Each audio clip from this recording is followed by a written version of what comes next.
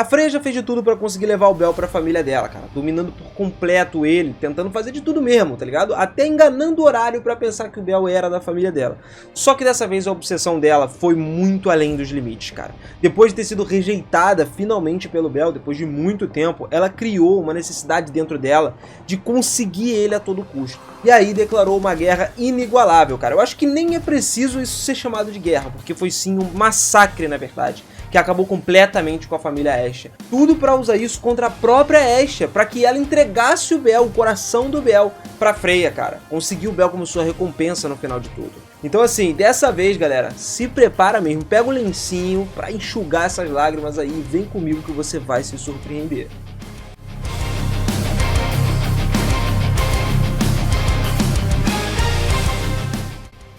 Fala, seus otakus, beleza? Eu sou o Binas e sejam muito bem-vindos a mais um vídeo aqui do canal.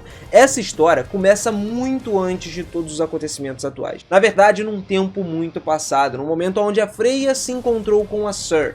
O que acontece é que quando a Syr era criança, ela era uma órfã. E um dia ela acabou conhecendo a Freya nesse meio tempo aí, que disse pra ela que salvaria sua vida. E perguntou se ela tinha um desejo. E foi aí que a Syr falou que o desejo dela era se tornar a Freya. Então assim, facilmente a Freya chegou e botou um acordo na mesa. Em troca de dar o seu nome, ela receberia o nome de Hogni, né? E uma magia que lhe permitiria se tornar a Freya.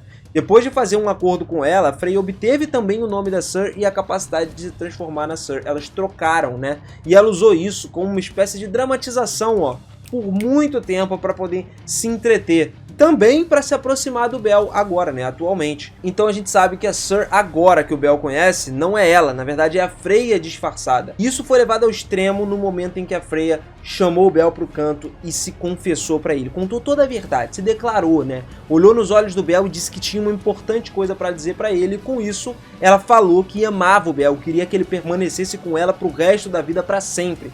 E pediu, implorava para que ele aceitasse o seu amor. Tudo numa declaração clara, uma pura mesmo, direta pra ele. E o Bel, nesse momento, acabou não aceitando, galera. Pois é, oficialmente, depois de 16 volumes, rejeitou a Freya. A verdade é que foi mencionado que tinha uma pessoa que ele admirava muito e ele não queria abandonar essa pessoa, ele queria continuar seguindo ela. O Bel não queria mudar todos os seus objetivos até alcançar esses objetivos, por isso era impossível aceitar a Syr. E as coisas que foram ditas ali marcaram o coração da deusa em tal ponto que a tristeza dela, a dor e as náuseas giravam no peito dela, gritavam dentro da Freya querendo sair. A chuva caiu de forma, mano, inundando muito todas as ruas de Horário por causa disso. A Freya era incapaz de se mover enquanto ouvia todas as palavras do Bel na sua orelha, sempre se repetindo, pedindo desculpa, desculpa, desculpa. Mas depois de alguns minutos, ou talvez algumas horas, ela conseguiu se acalmar, usando o seu tom aí, né, pelo qual ela sempre se dirigiu com seus dependentes, começou a ser arrogante e disse que esse jogo ainda não tinha acabado. Que ela queria o Bel e ia levar ele à força se ela quisesse ele. E começou todos os preparativos pra isso. Depois, então, ela chegou até a gritar que isso deveria ter sido feito desde o início, sacou? Ela tava se preparando pra roubar o Bel da família Estia. Então, a partir desse momento, as coisas começaram. Uma guerra civil generalizada, mano. A família Freya foi destruir a gestão da família Estia pra poder obter o Bel. Por outro lado, a Estia, que tava curtindo o seu terceiro dia do Festival da Colheita ali, né? Começou a pensar sobre quem era a Syr, né? Que ao invés de pensar quem ela era, na verdade, a Estia disse o que era isso. Como se estivesse tratando ela como um objeto, sacou? A pergunta tinha sido feita pro Hermes, e naquela ocasião ali o Hermes comentou o seguinte, que ela era um dos dependentes da família Freya, a quem causou inclusive um grande e poderoso desejo de se tornar a deusa Freya. E isso despertou uma única magia incomparável dentro do submundo. Essa magia permitia a imitação completa da deusa pela Syr e vice-versa. O mesmo acontecia com o contrário, com a Freya. E ainda assim, a qualidade de imitação era tão poderosa, mas tão poderosa, que a maioria dos deuses mesmo não sabiam que era a Freya. A Estia, analisando tudo isso, assimilando essas informações, começou a se preocupar um pouco. Justamente porque ela nunca considerou tanto o Bel quanto a Freya ir se encontrando. Ela achou que eles nunca tivessem tido contato. Mas se realmente a Syr fosse a Freya, na verdade isso aconteceu o tempo inteiro debaixo do nariz dela. Eles mantiveram contato todo o tempo. E pensando nisso, a ideia era perguntar diretamente para a Freya ou para o Hermes sobre como isso ia funcionar. Porque até o momento a Estia não sabia exatamente se era uma verdade ou não, né? Ela tinha que tirar limpo. E aí ela foi pra busca, né, pra todos os lados, andando pra um lado e pro outro, e acabou conseguindo encontrar a Freya que apareceu. E ainda fez uma entrada meio do mal, né? A Ashe percebeu que a Freya tinha utilizado todas as suas habilidades de charme pra persuadir todas as pessoas e retirar todo mundo do local, pra que as duas ali pudessem ter uma conversa no mano a mano, ó, tete a tete, cara na cara, olho no olho, falando a real uma pra outra, né? Bater um papo sincero. Mas além disso aí, cara, na hora que a Ashe ia falar com a Freya já largou todas as bombas ali, todas as suas intenções foram ditas, botou as cartas na mesa literalmente. Disse que, cara, ela queria simplesmente que a Ashe entregasse o Bel pra ela. E depois disso tudo, a Ashe ficou sem entender nada, pô. Do nada chegou assim, né? Dá o Bel aí. Ela até disse que não entregaria o Bel, não daria o seu amado e o seu dependente número 1 da família pra uma pessoa maníaca igual a Freya. Lógico que a Freya mesmo já disse que não ia deixar isso, né, desse jeito. Ela simplesmente chegou e falou que admirava a Ashe e tal, que ela era uma deusa que podia com certeza carregar o título de adversária pra Freya, né? Porque ela carregava a chama sagrada, era digna de ser chamada de oponente, porque as duas eram basicamente opostas. De um lado a gente tinha a mulher mais impura do mundo, que é a Freya, né, deusa da beleza e tal, e do outro lado a gente tem a mais pura do mundo, que é a Ashe, que simplesmente acolhia todos os seus familiares com o calor das suas chamas sagradas. Mas então, por ser o oposto da Freya, isso fez com que ela admirasse a Ashe e ao mesmo tempo temesse a Ashe por causa dessa chama sagrada. Mas mesmo assim a Freya seguiu em frente com seus planos e disse que não queria usar violência contra sua velha amiga.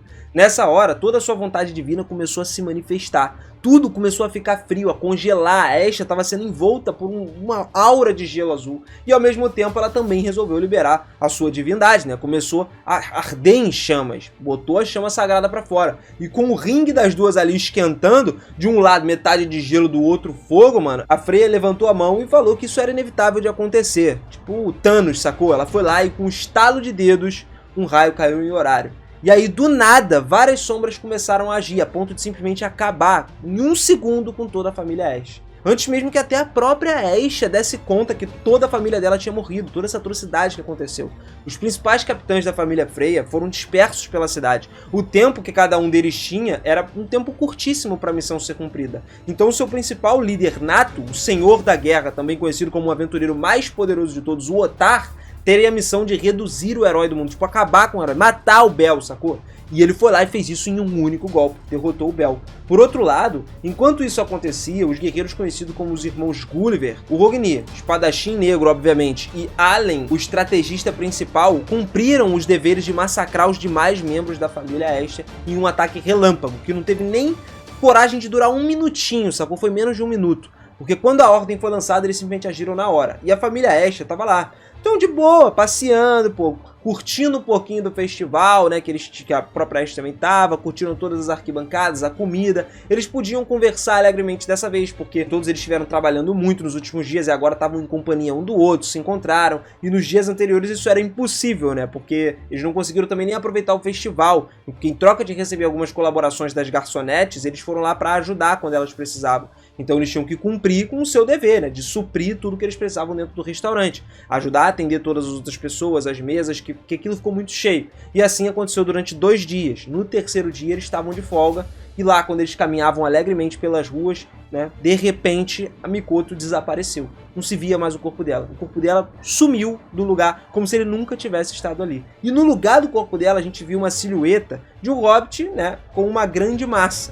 Intuitivamente, depois de refletir sobre essas mudanças aí, era possível a gente ver e entender que esse corpo que estava ali desceu do céu e com um movimento letal atingiu essa grande massa no peito da garota e simplesmente sumiu. Como o negócio era tão forte, a força que o corpo dela atingiu a parede fez com que a parede se quebrasse e o próprio corpo dela se quebrasse também e se formassem escombros em cima dela, enterrando ela praticamente sem vida ali. Então não teve tempo nem de saber o que atingiu a garota, tá ligado? O que ela tinha feito, enquanto simplesmente foi o seguinte, ela tava andando, piscou e numa respiração aí percebeu que já tinha perdido a consciência. Em apenas uma fração de segundos, a família Ashe já sabia que estava sob ataque. só não sabia quem era. O elfo então preparou a sua mão dupla para poder enfrentar todas as ameaças ali. Todos os outros se colocaram em guarda. A Lily e Haruhime trataram de fazer uma pequena formação que elas tinham para se preparar para a luta, mas infelizmente os seus oponentes eram muito mais poderosos do que todos eles. Rapidamente o nosso famoso espadachim negro apareceu, e era o Hognin, o elfo mais famoso de Horário, e se dizia ser tão forte quanto a princesa da espada. Ele se lançou em Haruhime com a intenção simplesmente de cortar ela em dois, mas antes que a lâmina pudesse entrar em contato com a pele dela, pele frágil obviamente, apareceu outra espada que atingiu a espada dele e impediu o golpe seco, e salvou a vida da Haruhime. Era a Aisha, sua ex-companheira de família aí, né? Elas eram muito amigas e as duas se consideravam como uma irmã mais velha e mais nova, né? Vice-versa. De fato, ela olhava como sua irmã mais nova, com os olhos cheios de raiva. Ela simplesmente estava preparada para massacrar o oponente que tentasse machucar sua preciosa irmãzinha, cara. E de repente, os outros aventureiros da família Hermes também chegaram por trás dela, porque basicamente o Hermes deu a ordem para eles de monitorar a família Aisha, porque graças aos acontecimentos anteriores aí, dos dias anteriores, ele tinha certeza que um evento importante, relevante, ia acontecer. E para ter controle sobre tudo, ele precisava ter uma boa coleta de informações no geral. No entanto, embora ele tenha dado a ordem clara para não intervir em nada que tivesse acontecendo, não importa o que acontecesse, a Aisha não podia deixar que a vida da sua irmã fosse tirada, fosse entrar em perigo assim, do nada. Então ela entrou no campo de batalha antes que a irmã dela fosse ferida. Irmã de consideração, tá lembrando isso? Embora os outros aventureiros da família Hermes tinham alguns rostos meio bolados, estavam desgostosos com isso, né? Porque eles realmente não queriam um confronto direto, principalmente com os seres mais poderosos de Horários, que são da família Freya, mas de qualquer forma eles tinham sido arrastados por ela lá no meio, porque ela já tinha sacrificado tanto sangue e suor por essa família e queria que em troca eles ajudassem a Aisha a proteger, né, o que importava para ela. E assim todos os aventureiros de nível 3 e 4 sacaram suas armas na tentativa de enfrentar esses monstrengos aí fortíssimos.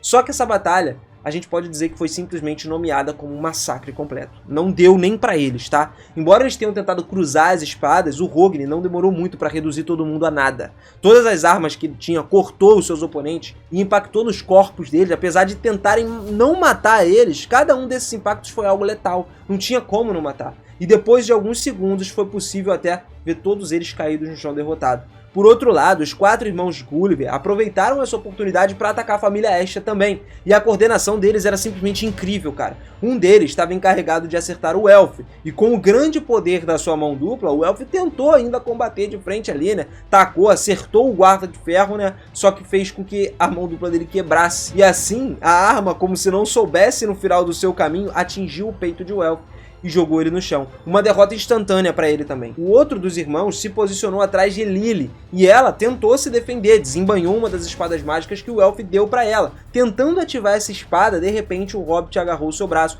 e pressionou com tanta força que ela simplesmente não era capaz nem de acender o poder da arma, de despertar. Então ela tentou se mover para se liberar das suas garras, mas um horrível som apareceu do nada.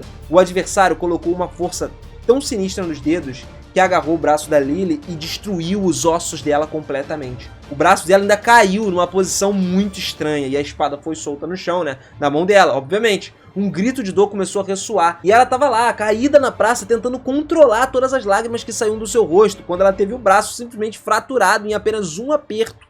E de repente, enquanto olhava para outras pessoas, né, para quem atacou ela com raiva e medo, mano, a pessoa ainda chutou ela e botou ela pra dormir na mesma hora. A Aisha, por outro lado, meteu as caras, foi pra cima dos irmãos Gulliver restantes, tentava proteger a Haruhime de qualquer jeito. Ainda fez isso sem perder os outros inimigos de vista no campo de batalha. Só que de repente o Hogni desapareceu depois de nocautear os aventureiros da família Hermes. Ele simplesmente sumiu do seu alcance, de toda a percepção, e em um determinado momento ele reapareceu bem na frente da Haruhime. De longe não tinha como a Aisha alcançar ele, não dava. Ela até tentou desesperadamente correr para proteger, mas chegou tarde demais. Até porque antes que ela mesma percebesse, a espada do elfo já tinha cortado limpíssimo através do peito da Haruhime.